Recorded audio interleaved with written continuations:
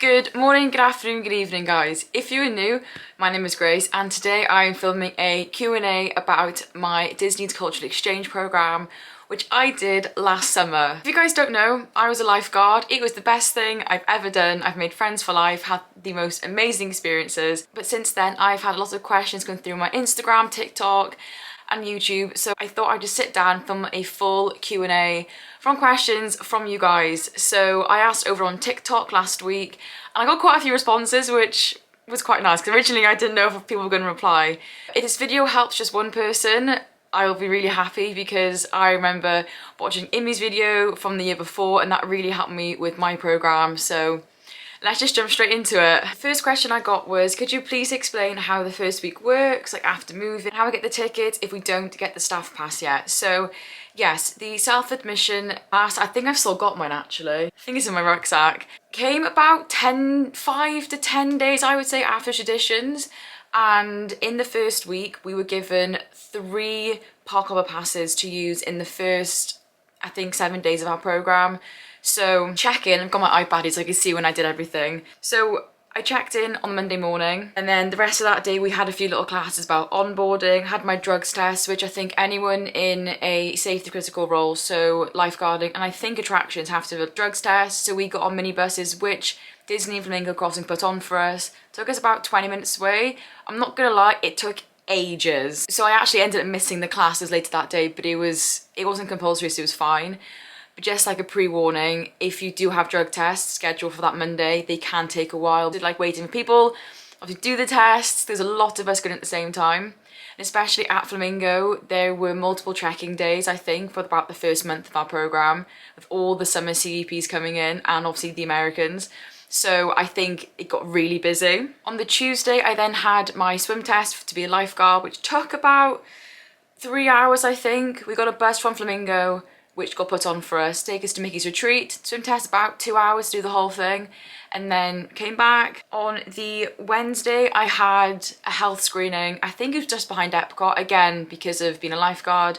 That was literally 1 hour. But around all of that, we went to the park. So Tuesday, we did Hollywood Studios, Wednesday, Magic Kingdom, Thursday, went to Epcot. People picked different days to do different things. I had some friends who wanted to keep a day for traditions, which is the Friday, and go to the park after that. So it's kind of really up in the air kind of what you want to do. And then so Friday morning for 4 hours with traditions, and then on the Saturday I had the Bringing Magic to Life class, which where we got our earning our ears little badge to put on name tags. Also, like on the first day, I know it's a big tradition to kind of go to the Polynesian and watch Happily Ever After on the beach, which quite a few people on my programme did. However, me and a few of my friends decided to have a night in, just unpack and kind of settle in fully because we had a busy few days with like the swim test, etc. But it's totally up to you. Don't feel pressured to feel like you need to do everything straight away because trust me, you want to do everything all the time, but having that day to settle in, do your food shop, unpack a little bit does really help. Okay, somebody has asked about, can you explain how the park reservation system works and how to park hop? So once you get your self-admission pass, you can link it to your My Disney Experience app and account. So then just like a normal park ticket, it's on your phone and you can enter the parks. However, as a cast member, you have to make park reservations currently. This might change obviously, but at the time when I did my programme, this was the case because there are some block out dates where we can't go in. So such as for us, Magic Kingdom was blocked out for all of July because Tiana's just opened. Magic Kingdom and Epcot were blocked out for the 4th of July. However, Epcot became unblocked. So I went, video probably blink in the top corner, I went with Belle and Gracie, which was super fun with days off work. But you can reserve up to 3 park days in advance, I think. So I would always have probably about 2 booked, and then it's easy to kind of book one on the day or just before we go into the park, and that was super easy. The self-admission pass works, so once you scan into the park that you first reserved, you're then free to park hop to any other park. But say I booked into Magic Kingdom and then plans change and we were going to start at Hollywood Studios, I would have to delete that park reservation and then book the first one for Hollywood Studios rather than just park hopping straight away there. I hope that makes sense. A little bit confusing, but I just found if I really wanted to go to a park that was kind of getting booked out, just constantly refresh the page and load it up. And that was like super helpful. Refresh, and we got the days we wanted. I've had a question about mobile data whilst in the States and travel insurance. So my travel insurance was kind of just through my family insurance that we have just as generally set up. so I'm not sure what the case is with different people for that. And then for my mobile data, I've got an add-on package with my EE account, which allowed me just to use my data like normal out there. I had some people who had like digital SIMs. Some people went through like an external company, but I was lucky that I could just use my phone as normal, which was so helpful. I think there is Wi-Fi in all the parks, in all the resorts and in Flamingo, but it's definitely worth having the data in case you need to travel in an Uber or for some reason you just can't use your phone, which I think you need when traveling halfway across the world by yourself, for sure. And then I've had some people asking about how did I get paid and transferring it to my UK bank card. So when you start your program, you'll be issued an American bank card, which is what all your pay will go into. You get paid every week, which is super helpful. And then you can log on, like on your laptop, to the online banking system, and then you can actually do bank transfers quite easily, but they do take a fee. So I had some friends who kept all their pay in their American card, just spent that money, and then at the end of the program, transferred it to their UK cards. All you need is the international numbers to convert it. I sent mine to my Monzo card, but I did it like every 3 weeks. So then I would obviously have the fee because I wanted to then spend my money that I earned rather than savings and my other British money that I took out before. Did you find the money you earned was enough to live off, or should I prepare to take more? I think this is totally dependent upon the experiences you want to have in the program and the financial freedom that then brings you. As a lifeguard, I did get paid more than some of the other cast members. I think I had an extra $2 an hour because I was a deep water lifeguard, whilst shallow water lifeguards had an extra $1 an hour, which did add up and it did really help. I went into the program with the mindset that I wanted to experience things that I would never be able to normally experience on a family holiday, such as discounted staycations, special events, etc. So for me, it wasn't about doing the program to save money. I kind of broke even in terms of when I went out there. Obviously there's a lot of upfront costs in the program, as people who were doing it this year know. So they were able to obviously earn their money back, and then I went on a lot of staycations. I did a day at Discovery Cove. Some of my friends chose to buy annual passes for Universal. And I just wanted to just have like the best time. I didn't want to then feel the financial constraints. I would say for me, the money I earned was definitely enough to live off, like generally. However, I did have money saved and money to bring out with me for the first 2 weeks, because you don't really get paid much from those first 2 weeks. You get paid for traditions and bringing magic to life. Maybe like 6 hours in total for both of those. And then obviously on the job training and my lifeguard training I got paid for, but the money doesn't come in for 2 or 3 weeks. So definitely bring money to start with, because to be honest, the first 2 weeks are probably the most time you'll have off on the whole program. I think people do forget that you're there working a full-time job, so it does really pick up. So definitely have money to bring out with you, so you can get that Christoph coffee when you go to Epcot. And if you do, please think of me. It's the best thing ever. You want to have money to have those experiences, to try different places for food in those first few weeks with all your friends whilst you're all off work together. There is also not a deadline to you have to transfer all your money by a certain date. I was able to do it a lot later on. I had some friends who didn't do, so they got back home. So don't worry about that, because it's still there. And I still actually have the card on my Apple Pay. Obviously I can't use it, but it's still there. Oh, someone has also asked, how is it finding your location and training areas for the first time? Do they help you get there with navigating it? So when you get your itinerary, which I think happens within I think I had mine before I flew out. It does say on there your locations, different things. They are clear. So for my swim tests, we were told to get on a bus, probably I think it's 8 o'clock in front of Flamingo, which then took us to Mickey's Retreat to start at 9. And then for my on-the-job training, I actually went to Yacht and Beach Club 2 days before, just so I can see where the backstage areas were, and then roughly just work at my surroundings. So me and Bethany, who also worked at YB in quick service food and beverage, got the Route J, because that was our bus, just one random afternoon just to see how long it takes to get the bus, and then walk the route that you would walk to then get backstage. Obviously we didn't go backstage then, but it was just nice to kind of familiarise ourselves with the surroundings. And all the cast members are lovely, and they obviously have a lot of new cast members joining all the time. So if on your first day or first few days you get a bit lost, you can just say hey, looking for this location, could you help me where it is please? And people will be more than willing to help. Somebody has asked, how many hours do they usually give you, even though they tell you you're full time? And when it comes to requesting time off or changing shifts, how would you request to take someone's shift? So as a lifeguard, I worked the PM shifts at Yacht and Beach Club, which were from, I think, 3:45 to 11:15. So I worked 35 hours a week with 2 days off. Typically I had 2 days off in a row, which is really helpful. However, it did vary.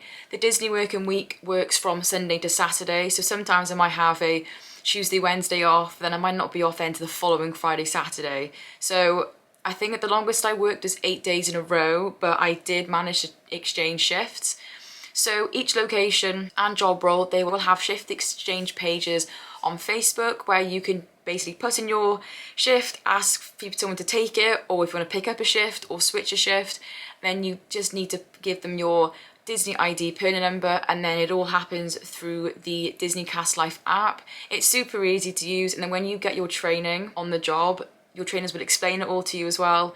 But it was really helpful. I was able to manage to switch a few shifts around some of my friends, around plans that we had. You can request days off, however, I didn't get any approved. I put in for 2 because we had plans for Jessie's birthday. Luckily my friends at work were able to switch shifts with me, which is really helpful. But yeah, I would say rely on requesting certain days off. If you put them in super early in advance, say you've got family visiting, that's your best bet. Your best bet is when you first settle in the first few weeks, do it straight away if you want time off, say in end of July or early August. Somebody's also asked what kind of clothing should you bring for training. So if you Google Disney look, I think the lookbook should still pop up, and in there it tells you about clothes you should wear for traditions and in non-costumed events. So I'll put some photos in here of what I wore for traditions, bringing magic to life, and then my on-the-job training when I wasn't in my costume as well, so you guys can see. So it was kind of like business casual. They are very funny about making sure your shoulders aren't exposed in traditions, and then making sure dresses are below the knees and like closed shoes. I then did get changed into a different dress to take photos at Disney University afterwards. So my blue one, I did not wear that to traditions. I wore a long red dress, and then I took a white cardigan to cover my shoulders as well, and then I wore closed-toed shoes. Again, some people didn't, and then they did get told off. It's depending how much you're willing to then take that risk. Obviously it's very, very, very warm in Florida, so then it can be very cold in the aircon. So business casual wise, I had nice linen trousers I wore a few times, which is lovely when you're inside, but it is hot. Just make sure you have clothes that fit the Disney look criteria for business and business casual. This is actually quite wholesome. I haven't thought about the programme super recently in this much detail, and it's crazy, it's nearly been a year, so it's actually quite nice looking at these questions and remembering stuff I did. Sorry, that's so random.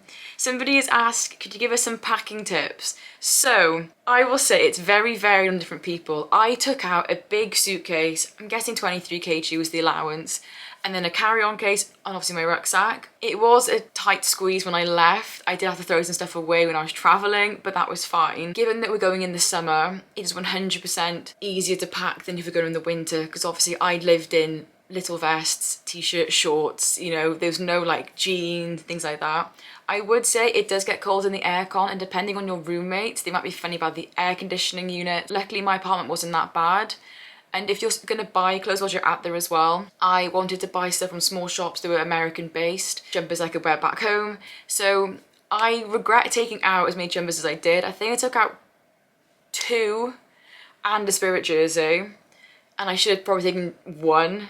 I did wear them, you know, to travel you need it, but they were quite bulky in the case. So I would say definitely take a jumper to travel in, but probably keep it to 1 or 2 long sleeve jumper style Spirit jersey cardies, because it is hot. I mean, it is so hot. Like, even park days in like this oversized t-shirt I think I've got and shorts, I would be sweating buckets. I also brought out spare pillowcases, bed sheets, and I had a spare duvet cover from my old university room, which I then used and left there. That was helpful because when you do the big Target or Walmart shop, you don't have the stress of being like, I need to get everything. So I knew that I had those straight away. I got a non-fitted sheet because American beds are different size to here in the UK. And then again, because it's so hot, I actually just went to bed every night with a blanket, which you've seen in my vlogs, which is actually here. I took this blanket with me, and then I had the duvet cover, and that's all I needed. The blanket allowed for some like weight on my body, but you don't need like a comforter or like an actual duvet, to be honest. I just bought 2 pillows in Walmart, and then that worked perfectly for me. I think packing tips, bring out some food if you really want certain foods. I took couscous with me, which is, some people think that's so weird, but I have it every day for lunch here, and I was like, I don't want to risk not having it, or like trying to work out different things what I could have for lunch in the States, because American bread, no offense, it's not for me. What else did I take? Because obviously with my athletics, I still trained whilst I was in the States. I took lots of running and sport clothes. I took my gym shoes, which were heavy. But in terms of like actual shoes, I think I took out 2 pairs of trainers, Crocs, my gym shoes, which is fair enough, flip-flops. And I think that's kind of it. It's very role dependent. As a lifeguard, I got given shoes for work, which was really helpful. But because obviously I took sandals. I took sandals as well. But because you're walking around so much, I didn't want to have kind of like shoes that I knew weren't comfortable, even if they might look nice, like my New Balances or say like Converse. So I took a pair of all white Nikes, which went like every outfit, running, like normal running night trainers, my sandals, Crocs, flip-flops, and obviously my weightlifting shoes, which took up a lot of space in the case, but because the clothes you're taking are quite small, you know, little vest, shorts, etc., that was really helpful. Hope that helps with the packing stuff. Toiletry-wise, I took out my own stuff. I think I bought shampoo and conditioner and body wash because obviously they're so big, but things like micellar water, etc., I just brought those with me, which worked out perfectly fine. Also, definitely bring your own sun cream, because as a tourist hotspot and in this really hot in the summer, it's really expensive to buy sun cream out there, so definitely bring your own sun cream from the UK. Somebody has asked, I'm not going this year, hoping to apply for next year. How easy is it to get around to do things like the shops? I believe there's a bus.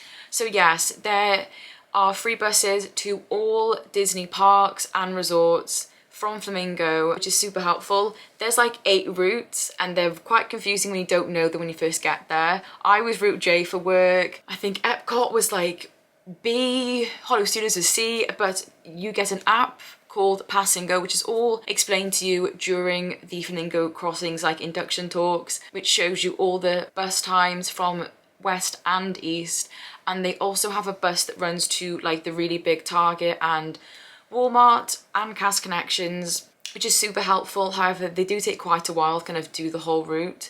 Especially on move-in days, it was busy. However, at Flamingo Crossings Village, which is about a 10-minute walk from east, I don't know, it's probably the same from west, there's a smaller Target there, which is okay, it's expensive, but to be honest, I found groceries quite expensive generally in the States. So I went to the big Target a few times, not loads, and then I just topped up as I went along, because obviously when I was 3 times, I wanted to go to the parks. So that was what I was basically doing my time with. If you make American friends who have cars, that is like a blessing, because they can obviously drive you places. That was really helpful for me for going for a food shop every now and again. But the buses, yeah, all you gotta show is like your Flamingo Crossings like residence card, and they let you on, and it's super helpful. Okay, I absolutely love this. I had a question from someone who's gonna be a lifeguard, so major slay for you. They have asked, I'd love to know more about lifeguarding, the swim test, hours, anything you might need as to buy before we go. So, the swim test. And I got to Mickey's Retreat, everyone was put in for the deep water test. However, there's like no pressure if you're not assigned to be deep water guard. And then one of my friends actually passed the deep water test but stayed as a shallow water guard, which is a bit interesting. You have to do a sight test and a hearing test. Hearing's really easy. The sight was like if you go into like the opticians and you read off a sign. And then the swim test, I had to swim 4 lengths. I got this wrong, it was actually 200 meters, so 8 lengths of the pool. Of breaststroke or front crawl, and there wasn't timed at all, you had to do it continuously. The shallow water I think was just 2 lengths, so 50 meters, or I don't know what the pool conversion is over there. And then I had to retrieve like a heavy brick from the bottom of like the deep end of the pool and then bring it to the surface. And then I had to skim, is it called skim water? Tread water for a minute with my hands out the water. I did go swimming 2 times before I went out to the States. Obviously I knew I could still swim, but with athletics I don't really swim that often.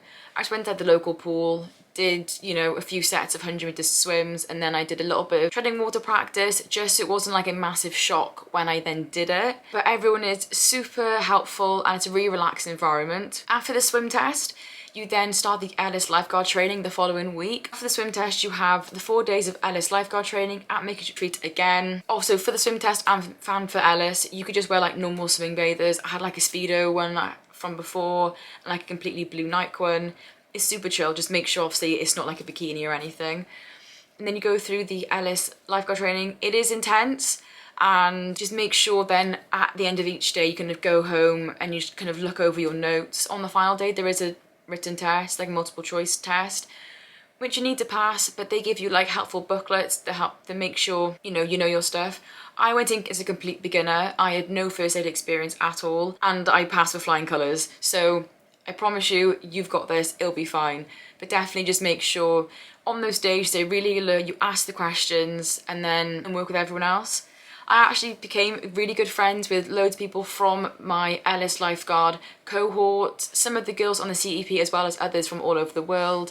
So it's really nice to have those connections throughout my programme to look back on and spend time with as well. In terms of things to take for the training, I would say make sure you bring like joggers and a hoodie for the Ellis, because when you sit inside to do the work, it's cold because you're in and out the pool quite a lot. You don't need anything in particular. I wore goggles for my swim test. Some people didn't. I would bring them if you got them, because obviously better to protect your eyes than not. So yeah, if you've asked this question, please message me and I'm happy to give you any more information you want. Yeah, it was the best role ever, honestly. It was so good. Oh, sorry, hours. All the lifeguard shifts are split into an AM and a PM shift. Because we're CPs, we get the PMs. If you're lucky, you might get an AM. But yeah, I worked 5 days a week, 35 hours from 3:45 till 11:15 because the pool closed at 11 at the resorts. My friend May was a lifeguard at Typhoon Lagoon. She had different hours to me, but all the resort lifeguards either had an AM, which was, I want to say like 9 till 4-ish. The last question I got, this is such a lovely question. What was your favourite thing you did at work and in your time off? I don't know if I could pick my one favourite thing. In work at Yacht and Beach Club, we did a changing of the guard where the PMs would bump off the AMs. So as a tradition, we always did the Macarena to the song September, and then we did the Cupid Shuffle with some like Disney little bits in it, which was so much fun. And that was like the highlight of my work shift, like every time I worked. There would be like 15 of us all lined up in a row, all dancing together. Some of these jumped in the pool and we did it with the guests as well. It was so much fun. I also was really thankful to create some really nice magical moments with guests whilst working, which is quite rare for lifeguards because obviously we're a very heavy safety critical role, and that was amazing. I'd love to do a video, like a YouTube video talking about like my highlights of the programme and little things from work, because honestly, like, oh, it was the best. I think my favourite thing to do outside of work, on work days when I wanted to go to the parks, I would often go to Epcot. I'd wake up in the morning, get a Guardians reservation, chill for a few hours, and then just before work, go in, grab some lunch, ride a few rides, get on Guardians, try and get those songs. It took me forever, but it was so much fun. And then once your schedule drops, which happens, ooh, when the schedule drops happen? It might have been Sundays, Saturday night, I can't remember. We could then see who was free off work at the same times, and then we could plan days and stuff around that. I really enjoyed just spending time with my friends who I've made. We go into the parks, even just hanging out in Flamingo Crossings. Our 4th of July day was so much fun. Some of the girls had work in the evening, so we managed to have like a little American barbecue. We got some, well, I say barbecue, we ordered Chick-fil-A and then got like loads of like American like sugary sweets. We didn't have barbecue at all. We got some like little sugar cookies from Target, sat by the pool for a few hours, all in like red, white and blue like bikinis and like summery dresses. And then me, Gracie and Belle went to Epcot to watch the fireworks, which were wild. I'll link the video in the top corner because I filmed that day. It was crazy. But it's just so much fun just like being with people, and it's honestly like such a once in a lifetime experience to do this program with the people who you're going to be doing it with, to just take it all in every day. I did get really tired sometimes, I did have a little crash, but if you look after yourself and just soak up every moment, say yes to everything that comes your way, it's amazing. My cheeks hurt from smiling thinking about this program now. But anyway, I don't know how long this video is going to be, but I really hope this has helped some of you guys.